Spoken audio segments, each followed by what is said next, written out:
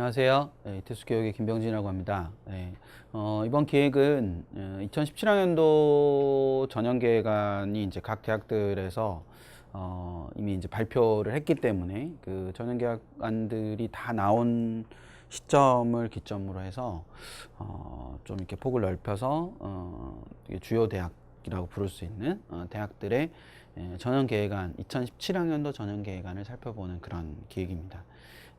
이거는 이제 그 2017학년도 전형계획안이기 때문에 2015년 11월 이전까지 이제 각 대학이 발표하도록 돼 있는 거죠. 그래서 지금 발표가 돼 있기 때문에 그 내용을 중심으로 하긴 하는데 내년 4월, 그러니까 2016년 4월에 각 대학이 수시 모집 요강을 발표할 예정입니다. 따라서 그 수시 모집 요강을 바탕으로, 그러니까 전형계획안을 바탕으로 수시 모집 요강을 짜고 그 수시 모집 요강으로 최종 지원을 하는 거기 때문에, 모집을 하는 거기 때문에 그 동영상 보시고 전체적인 틀을 짜시기는 하지만 실제로 지원을 하실 때는 반드시 수시 모집 요강을 확인하신 다음에 지원을 하셔야 된다는 것을 미리 참고로 말씀을 드리고, 이번에는 지금 시간에는 이제 고려대학교의 2017학년도 전형계획안에 대해서 전체적으로 살펴보도록 하겠습니다.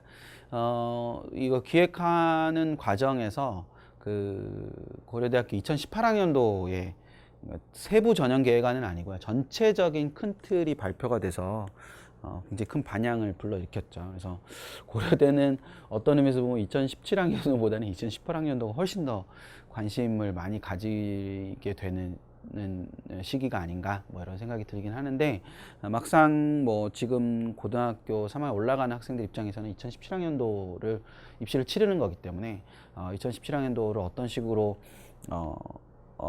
진행하는지도 잘 알 필요가 있겠죠. 더더군다나 2018학년도의 전체적인 기조가 발표된 상황에서 보면 그 2018학년도에 좀 더 정확한 모집 또는 이제 좋은 모집을 하기 위해서, 그러니까 우수한 학생들을 모집하기 위해서 2017학년도에 그런 것들을 많이 점검해 볼 가능성이 높습니다. 따라서 2017학년도 고려대 이제 전형계획안을 보면 2018학년도에와 연관지어서 이런 전형들에 좀 주의가 필요하겠구나, 뭐 이런 것들을 좀 판단하실 수 있지 않을까 싶은 생각이 있는데, 그것까지 점검을 해보도록 하겠습니다.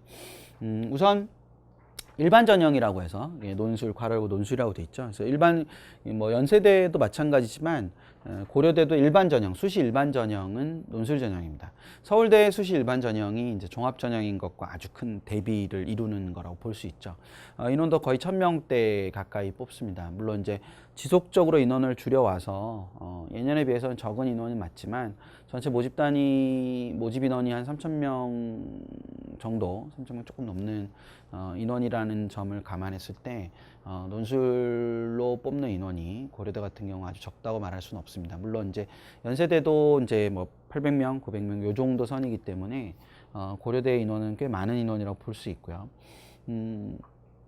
뭐 수능 최저학력 기준을 가지고 있습니다. 뭐 수능 최저학력 기준은 큰 폭에서의 변화는 당연히 없죠. 당연히 없는 상황이고요.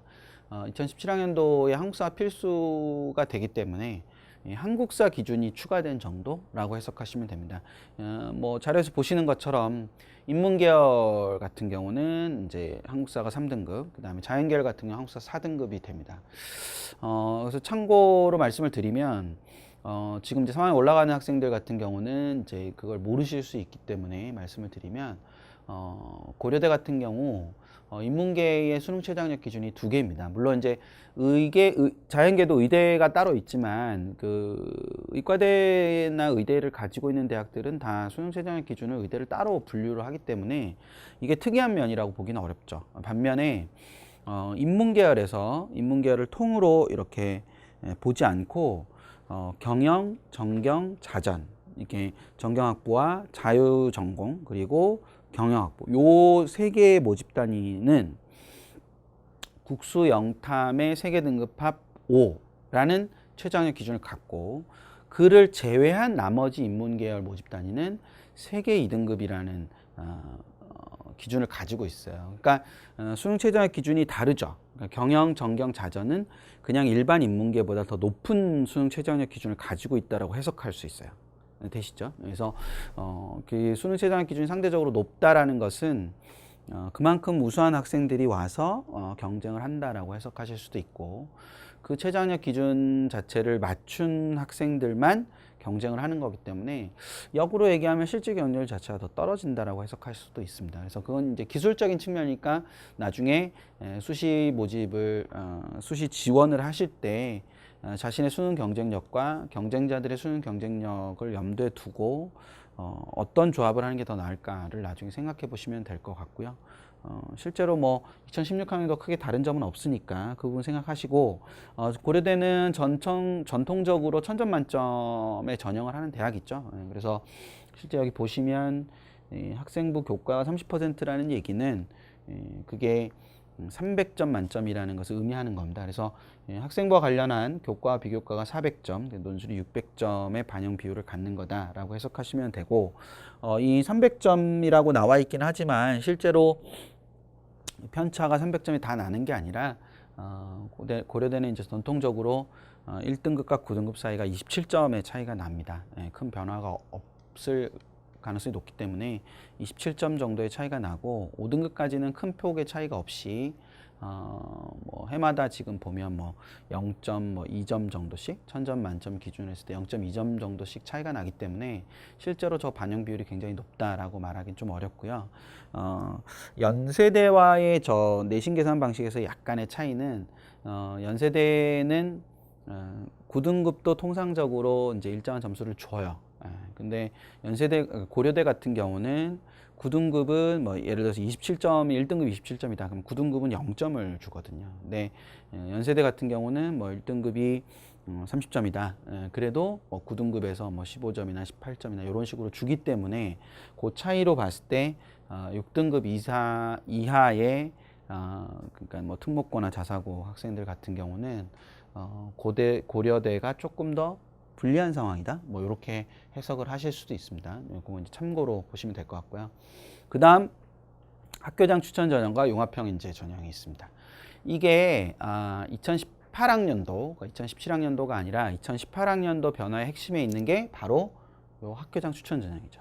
그래서 발표된 원안에 따르면 학교장 추천 전형이 전체 모집 정원의 50% 정도, 그러니까 앞서 보셨던 논술 전형을 폐지하고 학생부 학교장 추천 전형을 50% 정도로 늘릴 예정이다. 뭐 이렇게 발표가 됐어요.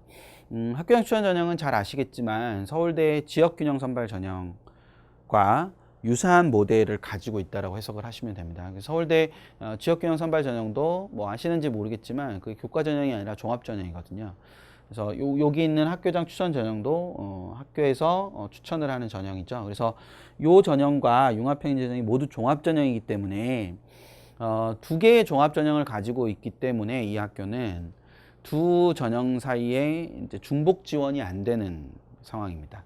그러니까 논술 전형을 쓰고 학교장 추천 전형을 쓰거나 논술 전형을 쓰고 융합형 인재 전형을 쓸 수는 있지만 학교장 추천 전형과 종합형 인재 전형을 동시에 쓸 수는 없다라는 거를 주의 깊게 보시면 될 것 같고, 그래서 지금 실제로 학교장 추천 전형의 인원의 큰 변화는 없어요. 5명 는 거기 때문에 2017학년도는. 대신 융합형 인재 전형이 좀 많이 늘었죠. 140명 정도 늘어서 505명으로 늘었는데, 요게 이제 학교장 추천 전형이 굉장히 큰 폭으로 늘어나는 게 2018학년이다. 그렇다면 이 학교장 추천 전형에서 올해 2017학년도 모집에서 학교장 추천 전형을 좀 더 면밀하게 검토를 하면서 뽑을 가능성이 높다, 대학 측에서. 왜냐하면 2018학년도에 저 인원을 많이 뽑아야 되기 때문에 여기서 합격자를 선정하는 과정에서 조금 더 고도화된 어떤 방식을 사용할 가능성이 높다라는 점을 아울러 생각하실 필요가 있고요. 또 하나 이제 2018학년도로 가는 징검다리인 2017학년도에 고려대 입장에서 그 징검다리 2017학년도에 학교장 추천 전형의 변화를 하나 줬거든요. 그게 뭐냐면 2016학년도까지 학교장 추천 전형은 재수생까지 지원할 수 있어요. 물론 실제 고등학교에서 재수생을 지원시키는 경우는 크게 많지는 않지만 재수생까지 지원이 가능했던 반면에 이 형식적으로 2017학년도부터는 재학생으로 지원 자격이 제한됩니다. 그걸 2018학년도 이제 계획안을 내면서 더 강조를 했었거든요. 그러니까 그런 측면에서 봤을 때 2017학년도부터 재학생만 지원할 수 있는, 즉 현 고3들만 지원할 수 있는 이런 어떤 자격 조건의 제한이 지원 자격의 제한이 실제 합격생의 분포여서 약간의 변화를 가져올 수 있다라는 생각을 하실 필요가 있고요. 이 두 전형 모두 수능 최저학력 기준을 갖고 있어요. 근데 수능 최저학력 기준을 가지고 있는데 뭐 크게 다르다고 보긴 어려워요. 수능 최저학력 기준이. 대신 이거는 학교장 추천 전형이니까 학교에서 어떤 그 학교 활동에 우수하거나 또는 뛰어난 능력을 가지고 있는 친구들이 지원하는 전형이라고 한다면, 여기 있는 융합형 인재 전형은 그 전형 제목에서 볼 수 있는 것처럼 어떤 특정 분야에 뛰어난 능력을 갖고 있기도 해야 되지만, 그것이 다른 분야와 이렇게 융합적으로, 그러니까 넘나들 수 있는 거죠. 경계가 명확하게 딱 나뉘어져 있지 않고 넘나들 수 있는, 그래서 두 개의 분야 이상에서 어떤 능력을 보이는 학생들을 대상으로 뽑는 전형이다라고 해석하시면 될 것 같습니다. 상대적으로 지금 이제 여기는 교과의 어떤 반영 비율이 있으니까요. 근데 여기는 서류 100%니까 이 학교장 추천 전형은 융합형 인재 전형에 비해서는 상대적으로 좀 교과 성적이 우수한 학생들이 지원을 하고, 교과 성적은 떨어지지만 학교 활동이 우수한 학생들은 융합형 인재 전형을 지원한다 라고 해석을 하시면 되지 않을까 싶습니다. 이 두 전형 다 종합 전형이고 2018학년도에 가면서 고려대는 서울대와 비슷한 모형으로 학생부 종합 전형의 비중을 늘리는 그런 지금 선택을 하였거든요. 그런 측면에서 봤을 때 2017학년도에 이 두 전형은 조금 더 2016학년도까지에 비해서는 훨씬 더 면밀한 어떤 사정이 실시될 가능성이 높다. 그런 부분에 주의를 기울이면서 지원을 고려하실 필요가 있다라는 거, 그걸 생각하시면 될 것 같고, 국제인재와 과학인재가 존재합니다. 국제인재와 과학인재가 존재하는데, 국제인재는 보통 통상적으로 외고 학생들이 많이 지원하는 전형이죠. 그러니까 연세대의 국제계열, 그러니까 뭐 언더우드 학부나 이런 쪽에 하고 약간 다른 점은 이제 지원층이 굉장히 이렇게 제한적이다. 그러니까 똑같이 특기자인데 연세대의 특기자는 조금 종류가 더 다양해요. 물론 이제 2017학년도에 창인제가 사라지면서 조금 그 경우의 수가 줄긴 했지만, 실제로 고대 특기자는 국제인재와 과학인재 둘로 이렇게 딱 대변이 된다면, 연세대는 인문학인재, 그다음에 사회과학인재, 그다음에 과학인재, 이렇게 세분화되는 게 더 존재하기 때문에, 그런 측면에서 봤을 때 고대는 이렇게 딱 특징적으로 이렇게 주어지는 요소들이 존재한다라는 거를 전체적으로 생각을 해두시면 되지 않을까 싶은 생각이 있고요. 크게 변화는 없습니다. 인원의 변화는 크게 없고, 뽑는 방식이라든지 이런 것도 변화는 크게 없기 때문에 이제 국제인재랑 과학인재를 뽑는다라는 것 정도만 알고 계시면 될 것 같습니다. 기획인등 전형이 이렇게 쭉 있고요. 그리고 이제 정시로 넘어가면 인원이 약간 줄었어요. 그렇죠? 근데 인원이 약간 줄었는데 900명대는 그대로 이제 유지를 하고 있는 상황이죠. 900명대는 유지를 하고 있는 상황이고,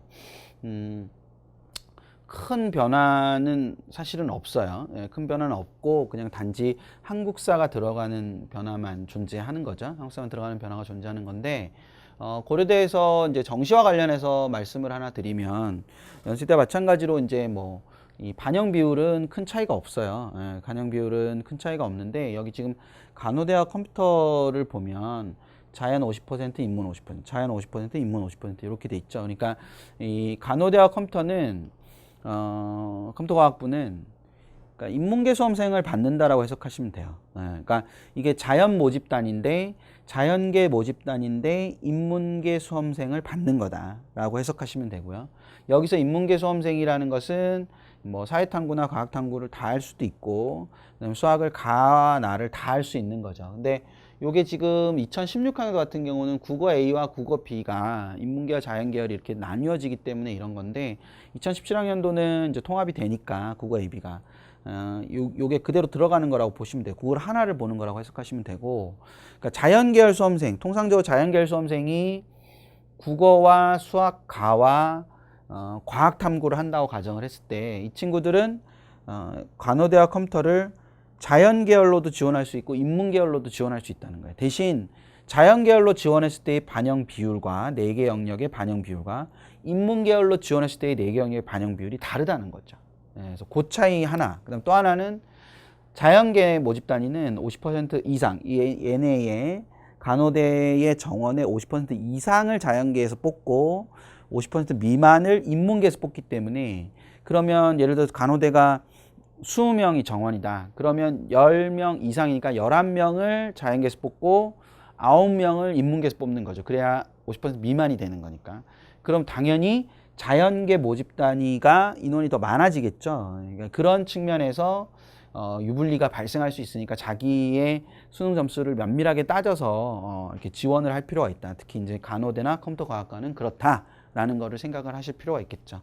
그래서 전체적으로는 요런 특징들이 존재한다는 생각을 하시고, 인문계는 28.6, 28.6, 28.6, 14.2니까 2대 2대 2대 1이라고 보통 표현을 합니다. 많이. 예, 그러니까 인문계는 그렇게 표현이 되고, 그건 연세대랑 똑같은 방식이고요. 자연계는 뭐 23, 23의 반영 비율을 갖고 있으니까 그런 반영 비율에 의해서 지원을 하게 된다라는 것들을 생각을 해두시면 될 것 같습니다. 전반적으로는 그런 형태로 진행된다라는 걸 생각해 두시면 되겠습니다. 고려대는 2017학년도는 2018학년도의 연장선상에서 생각했을 때 학생부 종합전형에 대한 전반적인 어떤 사정의 어떤 모델들이 완성되는 시기가 될 거다라는 거, 이제 그거를 염두에 두시면 되지 않을까 싶습니다. 예, 고려대는 여기까지 설명드리겠습니다. 들어주셔서 감사합니다.